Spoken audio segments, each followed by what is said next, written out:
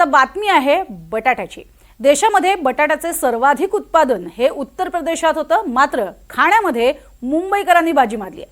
मुंबईकरांच्या आवडीचा वडापाव, पावभाजीसह विद्यार्थी आणि नोकरदारांच्या रोजच्या डब्यात सुद्धा बटाट्याला चांगलीच पसंती दिली जाते आणि त्यामुळे सामान्यांच्या भाजीचा राजा अशी बटाट्याची ओळख निर्माण झाली आहे।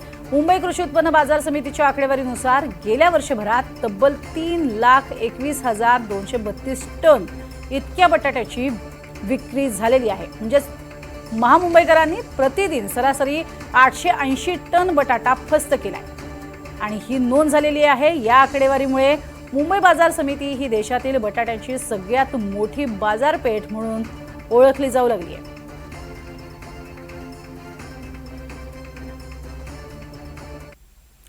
एक महत्त्वाची बातमी आहे केरळमधून। केरळमधील काँग्रेस प्रणित संयुक्त लोकशाही आघाडी सरकारने महिला आणि मुलींसाठी महत्त्वाचा आणि कल्याणकारी योजनांची घोषणा केली आहे। शाळकरी मुलींना दरमहा जास्तीत जास्त 3 दिवसांची मासिक पाळीची सुट्टी देण्याचा प्रस्ताव सरकारने मांडलाय। यासोबतच 50 पेक्षा अधिक कर्मचारी असलेल्या सर्व संस्थांमध्ये सुरक्षित आणि उच्च दर्जाची डे केअर केंद्र तसंच पाळणाघरं सुरू करण्याची योजना देखील आखण्यात आली आहे।